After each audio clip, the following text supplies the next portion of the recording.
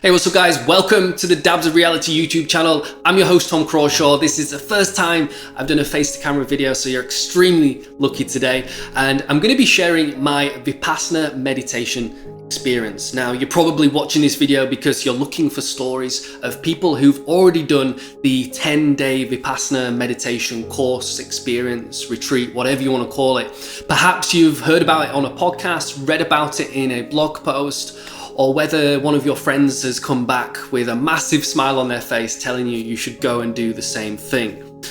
So I'm going to be getting into what is Vipassana meditation, what the schedule looks like, what some of my personal challenges were over the 10 days, and what benefits that I felt. So I'm going to address those benefits at the end of this video. So make sure you keep watching till the end because this is going to be a pretty meaty video. There's lots to share here, and hopefully you walk away with a lot of value and a little bit of an insight to what this experience is like.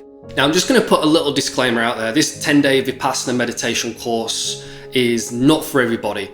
It's only for those people who are really committed to making a massive change in their life. So listen, if this is the first video you watched from my channel, I would massively appreciate you hitting that subscribe button so you're able to get updates when I post more of these kinds of videos. And if you're a returning subscriber and you're already watching my videos, thank you so much for joining me today. I really appreciate you showing up and spending some time with me. And as always, if you like this video or you agree with something that I talk about, make sure you hit that like button and let's open the conversation. If you've had an experience, if you've been on one of these retreats, or you have a question or want some clarity on something that I'm talking about, make sure to ask that question in the comments. Then I can create a video to address your specific problems, challenges, and questions. That's how this whole YouTube thing works. I want to create content that you'll enjoy, that you'll get value from. So one last thing before we get into today's content, in the description below, you'll see a 12-minute guided meditation free download. There's a link there. It's dabsofreality.com/free download. I've basically combined all these different techniques and ideas from meditations and visualizations. And in the free download, you're going to be able to go through a visualization process that will help you turn your vision, your dream into your reality. So if that's something you do on a daily basis, you're going to see really profound results. And it's worked for me over the last 4 or 5 years. So pretty sure it's going to work for you as well. And at the end of the meditation, you will feel more centered, more positive, more loved, more open, and massive feelings of gratitude. Anyhow, let's get into today's video. Let's talk about my Vipassana meditation experience. So first of all, let's get clear on what Vipassana meditation actually is. So it can be described as the art of living. And it's the process of how do we move through our lives without getting caught up in the negative thought patterns and the things that hold us back. So typically what happens is we don't really see the truth of a situation. It's influenced by our beliefs and our judgments. The process of Vipassana meditation is to see things as they are, not as you wish them to be. So that's a really important point. It's a purification of the mind. And through observation, when we have a compulsion, when we feel angry, when we feel jealousy, just by observing those emotions and not reacting to them, we can then purify our mind and overcome these negative thought cycles and loops. So just think about the situations when you feel angry, you feel jealousy, you feel rage, you feel sadness. Often there is a judgment or a belief that's getting mingled in your thoughts, right? So we can overcome these negative thought patterns just by observing what's happening. And by simply observing the bodily sensations, you can observe the thoughts without reaction. That's how we purify the mind. That's how we disrupt these negative loops, these thought cycles in our minds. We also realize in Vipassana that everything is impermanent. There is a rising and a passing away. There is life, there is death. There is a yin and yang to this life. This is the flow of how things work. So what I'm really trying to say here is that everything is always changing. So we need to let go of our attachments to the past and just observe things as they are. Whatever situation you're in right now, if you have a worry, fear, doubt, anxiety, just know that that is going to change. That is the nature of reality. So hopefully I've given you some clarity on this whole Vipassana philosophy, this meditation practice. Like I said, I'm not going to go into the exact specifics of the meditation, but I will break down some of the techniques that we use as I move through some of the explanations of the day-to-day process, the routine that we have over the 10 days. So what was the schedule like? So you're doing pretty much 10 hours of meditation for 10 days. Pretty brutal. So a typical day would look like this. And I think this is the schedule across the board wherever you do a Vipassana in the world. So we would wake up at 4:30 a.m. There would be space for a 2-hour meditation session. We would have an hour for breakfast, half an hour break. We'd have an hour and a half meditation session, a little break, an hour and a half meditation session. We have an hour for lunch, and then we have another hour meditation session, small break, an hour meditation session, a small afternoon break for some fruit, and then we have another hour's meditation, the discourse for an hour, 90 minutes, and then 30 minutes meditation after that. So that might not be super accurate, I'm just running off memory here, but that's pretty much how every day went on the course. So you've probably heard about the rules. So there is no pens, no papers, no phones, no laptops, no books. Basically, you're living the life of a monk for 10 whole days. And the life of a monk is pretty basic. So there is no access to technology. We have no material possessions apart from our clothes. Other people are preparing our food and feeding us, and it's all donation based. So there is no fixed price for the 10 days. You just donate what you can afford and what you think was worth the experience. So another code of conduct is no eye contact, no talking, right? For some people this would be almost impossible, and no physical touch. So you've got to think, I'm in a room with 2 other guys, not allowed to look at them, talk to them for 10 whole days. One of the guys in the room I met before we started, so we were allowed to have a conversation, but another guy arrived and I never got to speak to him for the full 10 days until afterwards. So it's really interesting because you create these mental ideas, these constructs of what you think somebody is going to be like, what language you think that they speak, and what kind of personality they might have, all based on subtle body language and their habits and observations over 10 days without speaking to them. So it's really interesting how that process works. And on day 10, which I'm going to share with you a little bit later in this video, is when we actually get to all mix together, the guys and the women. We get to talk, share experiences, and those observations and those ideas of what you think somebody is like in your mind, you can test them out and see if they were actually true. It's really interesting. So this was my second Vipassana meditation course that I've done. So the second one in 3 years.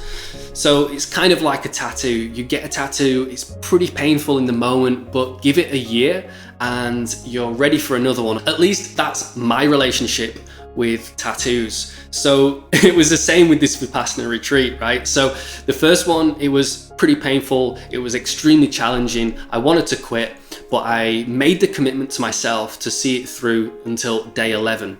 And when you sign up and go into the process, you have to reaffirm over and over again your commitment to stay until day 11. So that was the case this time. There was no possible chance that I was going to leave or quit. I was really in there for the long haul. And you've just got to think about this one thing. Imagine if you were playing guitar or flute, or you were swimming, or some kind of practice that you were doing for 10 hours a day for 10 days. How good do you think you're going to get at that one thing? With no distractions, with no people to talk to, you get pretty damn good at it, right? So that's what happens in the meditation experience, in the Vipassana course that you do. You have this concentrated period of time where you're super focused on just one thing. And I'm going to reveal those benefits of being focused on being focused, being present, being focused on nothing but everything at the same time. It's kind of a hard thing to explain. And I'm going to explain some of those tangible benefits a little bit later in this video. So you might be sitting there wondering, why on earth would you put yourself through this, Tom? Well, for me, it was like a hard reset. It was a way to force myself out of my normal environment and to spend time with myself and with my thoughts, to remove myself from the dopamine addicted society that we now live in. You know, if you're checking your phone 10, 20, 30 times a day, if you're on Facebook, if you're on Instagram, those platforms are engineered to spike your dopamine. So when your dopamine is getting spiked continuously throughout the day, you're constantly wanting more pleasure, more pleasure. So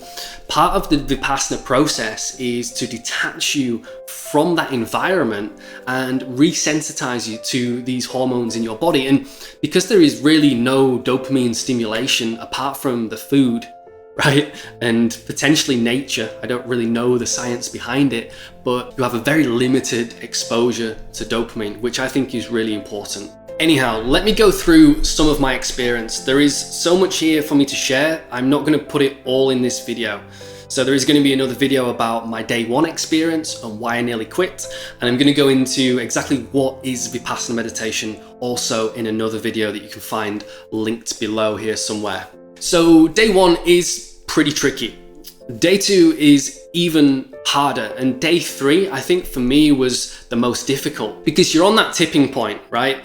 You can convince yourself that actually maybe this isn't for me. Maybe this technique is not the right thing that I need. Surely this isn't the only way to do things. Surely this isn't the best way to purify your mind, right? So your mind comes up with all these excuses to try and make you leave.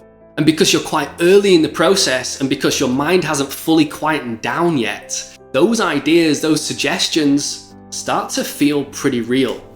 So once you move past day 4, day 5, your mind starts to really settle down.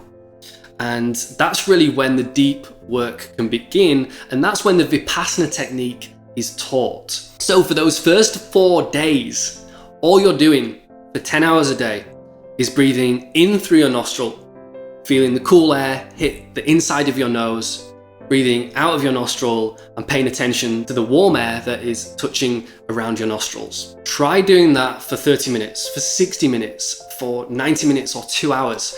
It's pretty tough, okay? So that's the first 3 days. One of the amazing things and something that everybody is absolutely grateful for is going out into nature. So on lunchtime, when you have a calm mind and you just slowly drift through nature, and this was winter for me, so it was the end of December, start of January, so I did this over New Year.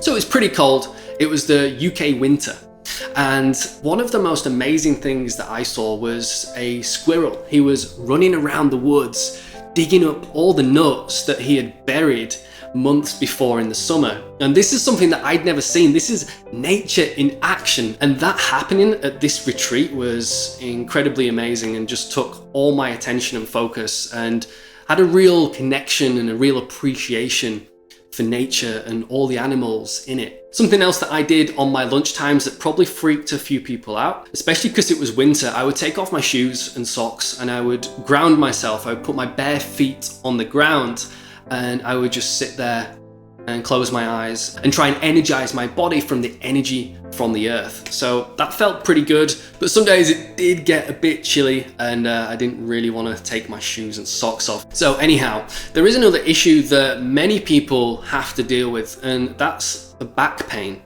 So for the meditation, you don't have a really comfy chair. You're not allowed to lay down. You're just sitting cross-legged or in a kneeling position with an assortment of meditation cushions. And for anybody who's never done that before and is used to kind of laying back in a chair or laying down, this is a big shock to the system. So it really does give credit to the ideas in Vipassana around nothing is permanent, because you sit there with the back pain, and the back pain might rise, it might intensify, but then if you sit with it from a non-judgmental place, it will start to move around. It'll start to disappear, it might come back. And if you're able to sit there and not judge the pain, then really interesting things go off in the mind. It's like, is this pain real? Is this just neurons firing my brain? Is there anything wrong with my back? Am I gonna die from this? Is this gonna cause me some kind of injury? Absolutely not. Sitting for 1 hour with a straight back is not going to cause most people any kind of injury whatsoever. It's a pretty natural position to be in. And the fact that most people can't sit with a straight back, crossed legs for an hour without moving really shows a lot about how messed up all our postures are, from having our heads down at our phones, working at desks that are not properly optimized for our posture, and just sitting down way too much. So another really amazing part of the day is, of course, lunchtime. So not only do we get to go into nature, but we also get to eat arguably the biggest meal of the day. It's pretty interesting because it's kind of a buffet style and people seem to take full advantage of it. I see people piling up their plates and side salads, and I just really cannot eat that much. And one of the real joys was when they would bring out some dessert afterwards. So at the center that I was at, they would typically put the dessert on a separate side table. So one day they brought out some kind of apple crumble. Amazing dessert, everyone loved it. Next day, they brought out what we thought was the leftovers of the apple crumble.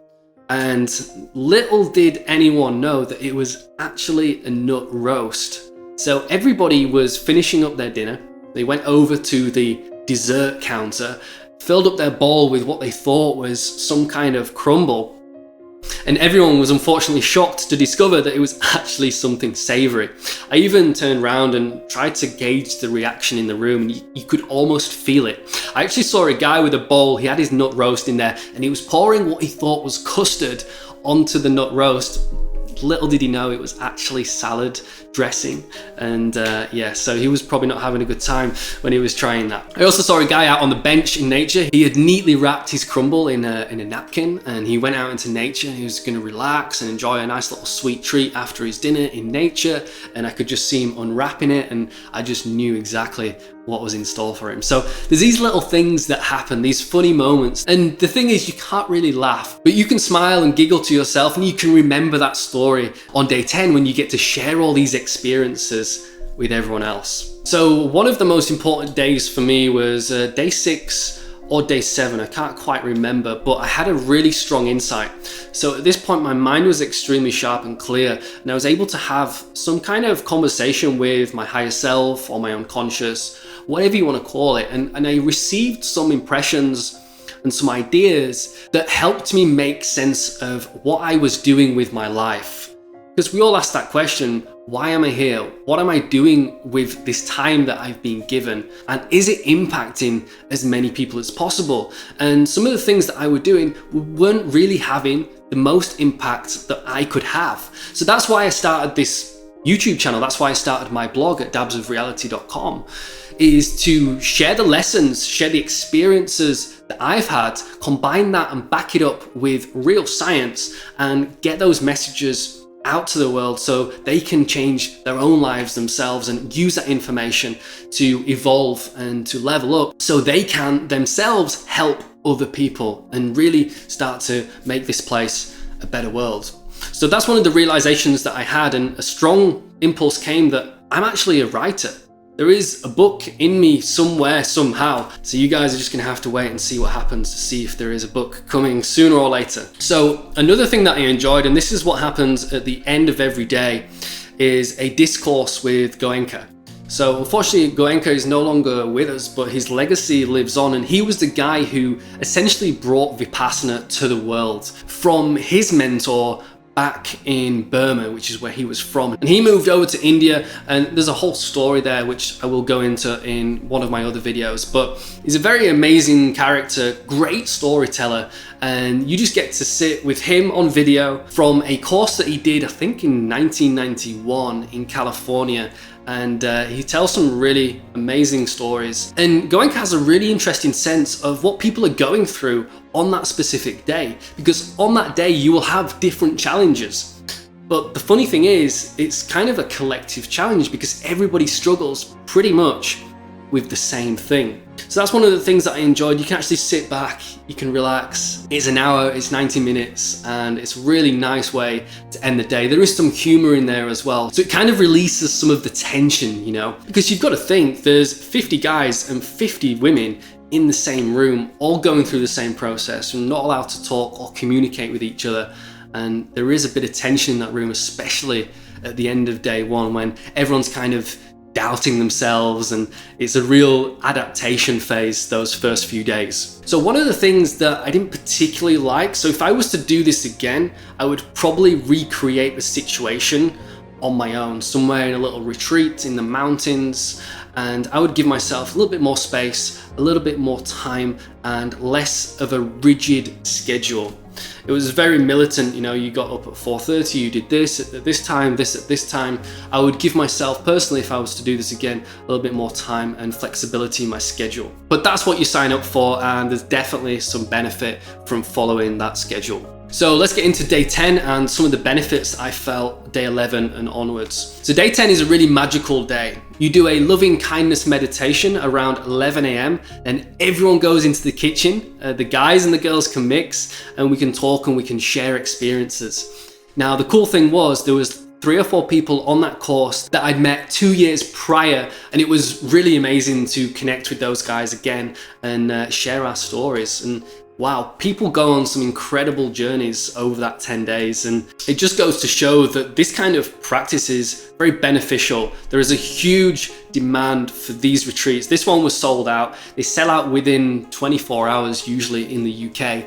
So they're in high demand, and they're in high demand for a reason, because people are stressed out, people are suffering, people are not having fun in their life, and they're trying to get to the root of what's really going on here. And Vipassana offers one kind of perspective and one kind of solution for that. Now I want to repeat as well, there is no dogma here. It's not led by religion, it's not led by Buddhism. There is some principles that are taken from Buddhism, but the premise is this: try these techniques out for yourself. Give them a fair trial, a 10-day trial, and see how you feel afterwards. And that's why I went back, because I felt the benefit both in my first retreat and in the second retreat that I did. So driving home, I feel a buzzing sense of clarity, peacefulness that I've not really felt in a very long time. Colors kind of look more intense, people seem more interesting, and it's just so easy to smile at strangers and have interesting conversations. I also felt that it was way easier to implement new habits and stick to them for the long term.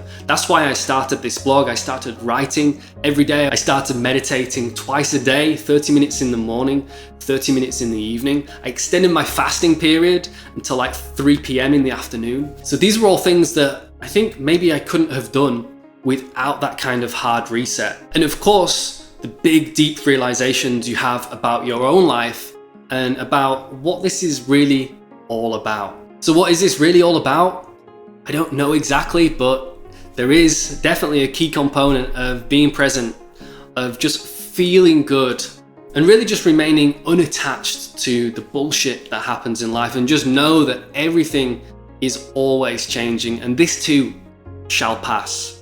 So if I've inspired you to go and sign up for your own course, then you just need to do a bit of Google searching to find your nearest center and sign up for one of the 10-day courses. And I'm going to stress again, it's not for everybody. It's an incredibly challenging experience, but it's something that is exceptionally worthwhile and something that I recommend to most people. What do you think to this video? Do you have any questions that you want me to clarify? Drop me a comment below the video. Let's open up the conversation, and I would love to hear if you've had a similar experience or if you had a negative experience on one of these Vipassana courses. I would love to know in the comments. But that just about wraps things up today, guys. Appreciate you listening and watching all the way to the end of this video. I know it's been a long one, but I really wanted to share some of the key elements of this 10-day journey that I've been on, in the hopes that maybe you try one out for yourself. So until next time, guys, appreciate you watching, and I'll catch you on the flip side. Thank you so much for watching this video today. I know your time is extremely valuable, so if you've enjoyed today's content, please consider subscribing and clicking that notification bell so you get a notification next time I release another one of these videos. You can also leave me a comment below and let me know what part of this video resonated the most with you, or simply click that like button to let me know you enjoyed this content.